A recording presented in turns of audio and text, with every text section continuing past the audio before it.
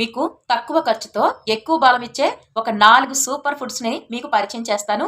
వీటిని పిల్లలకు కానీ లేదా బలహీనంగా ఉన్నప్పుడు కానీ ఈ ఆహారాన్ని తీసుకోవటం చాలా మంచిది. డ్రై ఫ్రూట్స్, డ్రై నట్స్ అంటూ ఎక్కువ ఖర్చు చేయలేకపోయినా ఆవకాడో ఇలాంటి ఫ్రూట్స్ అన్ని మనం ఎక్కువ ఖరీదు పెట్టి తెచ్చుకుంటూ ఉంటాం. కానీ మనకు దొరికే సింపుల్ ఫుడ్స్లో కూడా మనకు కావాల్సిన ప్రోటీన్స్, విటమిన్స్, న్యూట్రిషన్స్ అన్నీ కూడా పుష్కలంగా లభిస్తాయి. అదేంటో చెప్తాను. ఆ 4 ఫుడ్స్ని వినండి.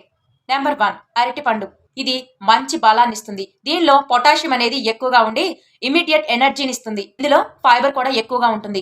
ఈ ఫైబర్ ఎక్కువగా ఉండటం వల్ల గ్లూకోజ్ అబ్జర్వేషన్ అనేది చాలా తక్కువగా ఉంటుంది. షుగర్ ఉన్న వాళ్ళు అరటి పండుని చాలా తక్కువ తీసుకోవాలి. కాబట్టి ఎప్పుడైనా సగం అరటి పండుని తీసుకోవడం అనేది మీకు మంచిది.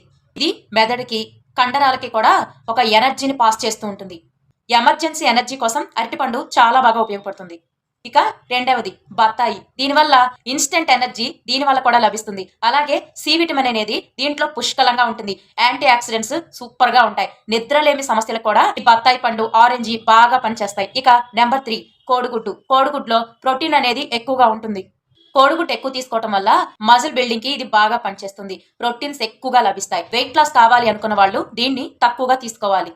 బరువు తగ్గాలి అనుకున్న వారు కోడిగుడ్డుని ఒక్కటే తీసుకోవచ్చు.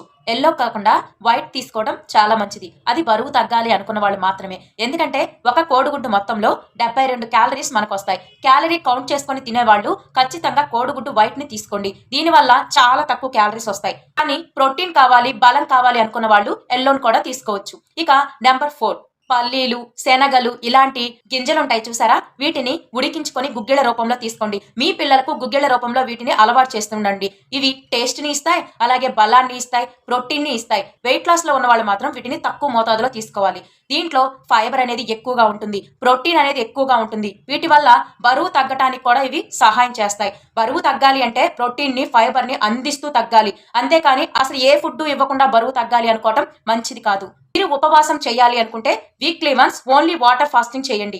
అది కూడా మీరు తట్టుకునే శక్తి ఉన్నవాళ్ళు మాత్రమే చేయండి.